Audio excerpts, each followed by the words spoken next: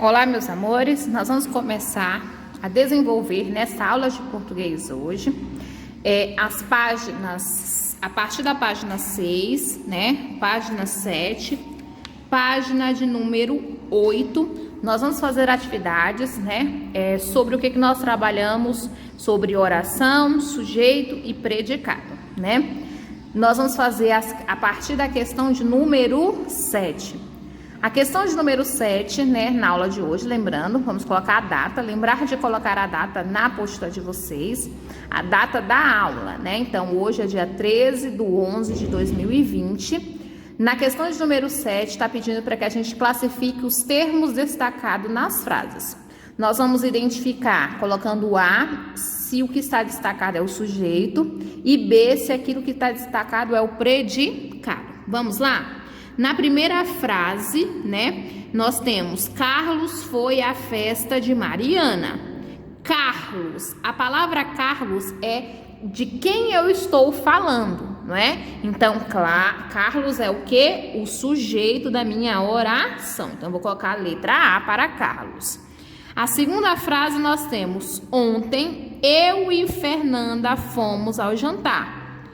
Ontem eu e Fernanda fomos ao jantar. De quem é que eu estou falando? Sobre eu e Fernanda. Então, eu e Fernanda é de quem eu declaro algo. Então, é o sujeito da minha oração. A terceira frase, as estrelas brilham no céu. Brilham no céu é aquilo que eu estou declarando sobre algo. No caso, quem é que brilha no céu? As estrelas. Então, as estrelas é o sujeito. E então, consequentemente, brilhando no céu vai ser o quê? O predicado. Quarta frase. Ela não foi ao médico. Não foi ao médico, aquilo que eu estou falando sobre ela. Ela é o sujeito, não foi ao médico, é o predicado. Então, a sequência ficou A, B e B. Vamos prosseguir? Nós vamos agora para a questão de número 8. Na questão de número 8, tá assim, observe o poema abaixo de José Paulo Paes.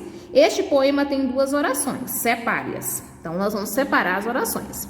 Primeira coisa que nós temos que fazer é identificar o verbo. O verbo é o quê? Olha.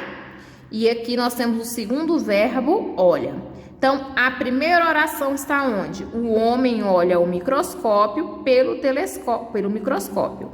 E o micróbio olha o homem pelo telescópio. O homem olha o micróbio pelo telescópio e o micróbio olha o homem pelo telescópio. Você vai ver que na oração nós temos um enunciado que gira em torno de um verbo. Então, aqui, ó, nessa primeira parte, nós temos um enunciado em torno desse verbo olhar, e nessa segunda parte nós temos um enunciado em torno do outro verbo olhar. Aqui, quem é que olha? O homem. Olha o quê? Olha o micróbio pelo telescópio. Nessa segunda, quem é que olha? O micróbio. Olha o que? O homem pelo telescópio. Então, a primeira oração vai ser o que? O homem olha o micróbio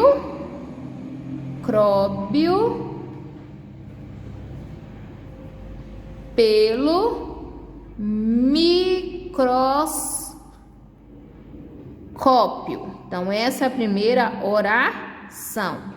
A segunda oração vai ser o quê? O micróbio olha o homem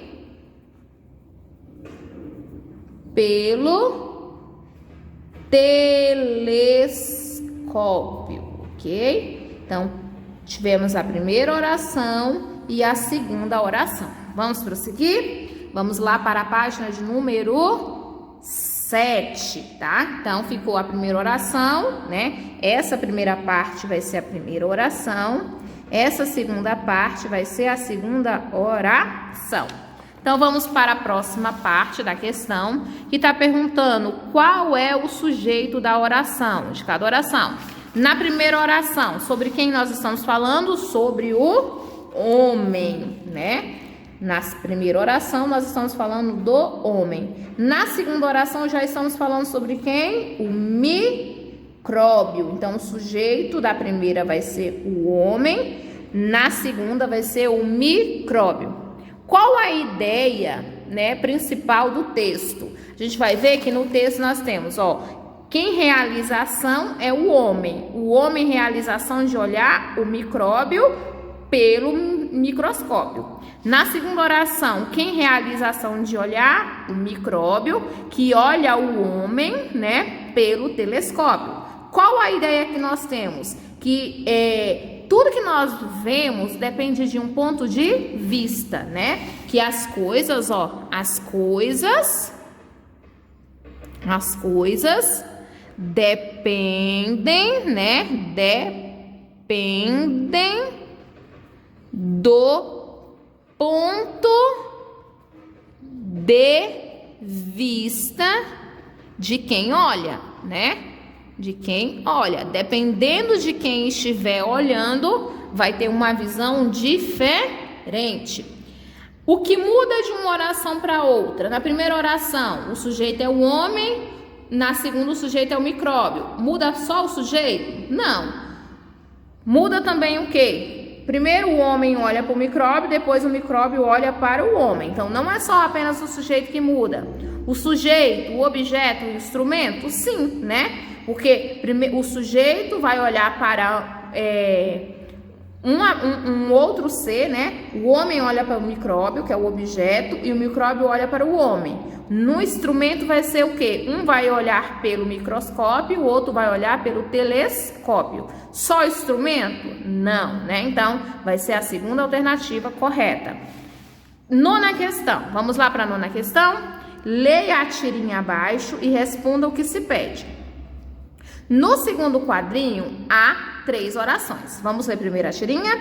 Bem-vindo à hora da natureza. Peixes comem insetos, pássaros comem peixes, gatos comem pássaros. Chega, não quero saber essas coisas. Então, no segundo quadrinho, há 3 orações. Primeiro, nós temos peixes comem insetos. Na segunda, nós temos pássaros comem peixes. Na terceira, nós temos gatos comem pássaros. Letra A. Identifique o sujeito das 3 orações. Nós temos aqui, um enunciado que gira em torno do verbo. De quem que nós estamos falando na primeira oração? Sobre os peixes, né? Quem a gente está falando na segunda oração? Sobre os pássaros. Sobre quem nós estamos falando na terceira oração? Sobre os gatos. Então, nessas 3 orações, na primeira vai ser sujeito peixes, né? Então, ele só tem uma palavra principal, apenas um núcleo, né? Na segunda, nós temos pássaros. E na terceira, né, nós vamos ter gatos. Então, esses são os sujeitos de cada uma das orações. A gente pode perceber que cada uma dessas orações é formada por uma única palavra. Então, apresenta um único núcleo. Então, os 3 sujeitos recebem a mesma classificação. Como se classifica um sujeito acima? Se eles são formados apenas por uma palavra principal, ele só tem um núcleo, esse sujeito vai ser chamado de sujeito simples. Nós vamos ter a presença de um sujeito simples. Por quê? Pois só apresentam, né? Apresentam um só núcleo, né? Por isso que nós temos um sujeito simples, ok? Vamos prosseguir? Vamos para a letra B. Na letra B nós temos assim, na fala da última tirinha, não quero saber essas coisas. O sujeito da oração é simples, desinencial ou composto. Não quero saber essas coisas. O sujeito da oração é simples, desinencial ou composto. Para ser simples, o sujeito tem que ser formado por uma única palavra, né? Desinencial é quando ele é determinado, né, pelo verbo, pela desinência do verbo. E composto é quando ele apresenta 2 ou mais núcleos. Então, a primeira coisa que a gente tem que fazer, se essa oração tem sujeito, qual é o sujeito? Não quero saber. Eu tenho o verbo quero, né? De quem é que eu tô declarando alguma coisa aqui? Sobre o quê? Eu, né? Então, ó, eu. Eu é o sujeito. Eu não quero saber sobre essas coisas. O eu, ele tá escrito? Não. Como que a gente conseguiu descobrir que é o eu? Pela desinência do verbo. Então, se eu descobrir quem é o sujeito através da desinência, eu tenho um sujeito desinencial. Por que por causa da desinência? Porque o verbo quero, né? Ele tá na primeira pessoa do singular. No caso, eu. Primeira pessoa do singular. Então, eu tenho o quê? Um sujeito que ele é determinado pela conjugação do verbo, pela forma, né, que o verbo é flexionado, através de quem o verbo concorda. Então, ele é um sujeito desinencial, que também pode ser chamado, nós já vimos que ele pode ser sujeito oculto, sujeito implícito, sujeito subentendido, sujeito elíptico, né? Então, esses são os nomes que esse sujeito pode ter. Então, ficou o quê? Desinencial. Vamos prosseguir? Nós vamos para a próxima página. Então, na próxima página, nós vamos justificar por que é um sujeito desinencial. Nós vimos aqui, ó, que o sujeito desinencial, vamos lá na apostila. Na apostila de vocês tem a definição de sujeito desinencial, né? O que é um sujeito desinencial? Que também é chamado de oculto, elíptico, implícito ou subentendido. É o que está implícito pela desinência do verbo, né? Por que ele é desinencial? Porque está implícito pela desinência do verbo, ok? Por isso que ele é um sujeito desinencial, tá? Então, o sujeito, no caso, é quem? Eu. Eu é o sujeito, ok? Não está escrito, mas eu sei identificar porque está implícito, né? Está subentendido pela conjugação do verbo, pela desinência do verbo. Vamos prosseguir? Nós vamos agora para a questão de número 10. Na questão de número 10, nós vamos completar as orações com o tipo de sujeito indicado entre parênteses, né? Aqui, nós vamos colocar um sujeito simples. O que é um sujeito simples? É aquele sujeito que é formado por apenas um núcleo, né? Uma única palavra principal. Lembra que o sujeito ele tem que concordar com o verbo da oração. Então, quando eu falo assim, amanhã faremos a prova de português, tem que combinar com faremos. Quem é que faremos? Nós, né? Nós faremos. Por que tem que ser nós? Porque eu tenho que ter a presença de um sujeito simples. Então, tem que ser uma única palavra. Nós faremos a prova de português. Na segunda, tem que ser um sujeito composto. Então, tem que apresentar 2 ou mais núcleos, né? Então, tem que ter 2 ou mais palavras principais. Lembrando que tem que concordar com o verbo. Qual é o verbo? Chegarão. Chegarão mais cedo. Então, o que eu posso colocar? Ó, Ana, Bia e Lia chegarão mais cedo. Posso colocar só Ana e Bia, posso colocar os 3, eu posso colocar o mais. Desde que seja o quê? Ó, se é chegarão, o chegarão ele se encontra o quê? Na terceira pessoa do plural. Né? Então, tem que ser 2 ou mais nomes, né? Faremos já é o quê? Primeira pessoa, por isso do plural. Por isso tem que ser só aqui, ó. Como é simples, só pode ser uma palavra. Trouxeram um presente para você. Sujeito composto. Quem é que trouxeram? Tá indicando terceira pessoa, né? Então, tem que ser, ó, papai e mamãe trouxeram um presente para você, sujeito composto, porque tem 2 palavras principais, né, como núcleo. Na semana passada, prepararam uma festa surpresa para Marcelo. Já que isso tem que ser um sujeito simples, então só pode ter o quê? Uma palavra principal. Então, eu posso colocar o que, ó? Eles, né? Eles prepararam uma festa surpresa para Marcelo. Só tem uma palavra principal, então é um sujeito simples, ok? Então, nós fizemos a resolução das atividades, né? Na página 6, página 7... Página 8, nós fizemos a questão de número 7, número 8, questão de número 9, né? Questão de número 10. Nós vamos dar continuidade, né? Fazendo atividades na apostila também, só que agora nós vamos fazer outra página. Então, nós vamos continuar fazendo o quê? Nós vamos lá para a página de número 13, né? Na página 13, nós vamos fazer atividades, né? Lembrando aquilo que nós trabalhamos sobre o quê? Preposições. Nós vamos preencher, né, as lacunas com as contrações ou as combinações indicadas entre parênteses, né? Então, nós vamos, ó, dentro do parênteses, nós temos, ó, a junção de a mais as. Vai formar qual preposição? Obedecia o quê? As ordens dos superiores. Então, formou aqui, ó, eu tenho uma o quê? Contração. Por que eu tenho uma contração? Na contração, significa que eu vou ter a junção da preposição com uma palavra, né? Onde vai ter o quê? Perda de um dos fonemas ou um dos elementos de uma das palavras, ok? Então, vai ficar as.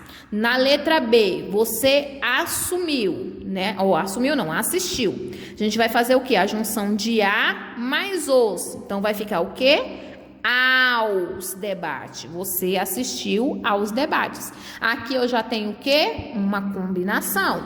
Na combinação, diferente da contração, eu vou juntar uma preposição com outra palavra, mas nesse caso não tem perda dos elementos de uma das palavras e nem perda de fonema, né? Na contração a gente junta, perde um elemento, perde som. Na combinação a gente só junta sem ter perda nem dos elementos, nem das letras, nem do som das palavras, ok? Então, formou a preposição aos. Então, você assistiu aos debates. Agora, a gente vai juntar o de mais os, né? Vai ficar o quê? Dos candidatos. Então, você, ó, assistiu aos debates dos candidatos. Aqui a gente teve uma combinação, aqui já temos o quê? Uma contração, né? Porque nós juntamos uma preposição mais outra palavra, né? A preposição mais os artigos os, mais o artigo os, aí a palavra, ela perdeu um dos seus elementos, né? Perdeu um dos seus sons. Tua mãe não gosta de, mais isso vai ficar o quê? Disso. Nós temos uma o quê? Contração. Costumava oferecer flores à sua namorada, né? Nós temos uma o quê? Contração. Você já foi a mais aquele, vai ficar o quê? Aquele parque. Entregue este envelope a mais aquela, vai ficar aquela moça. Há muitas surpresas. Per mais o vai ficar pelos caminhos, tá? Então, essas foram as combinações e as contrações que preenchem corretamente as lacunas, né, das nossas frases. Vamos lá? Questão de número 19. Nós vimos que as preposições são palavras que servem para ligar, né, duas palavras, né, estabelecendo relação entre elas, né? Quando a preposição estabelece a relação, ela pode estabelecer relação de lugar, pode estabelecer relação de assunto, de causa, de meio, posse e matéria, e entre outras ideias. Então, nós vamos relacionar, né, de acordo com a ideia que a preposição de pode estabelecer entre as palavras. Uma mesma preposição, ela pode estabelecer ideias diferentes. Então, vamos ler e vamos ver qual a ideia que nós temos em cada uma delas.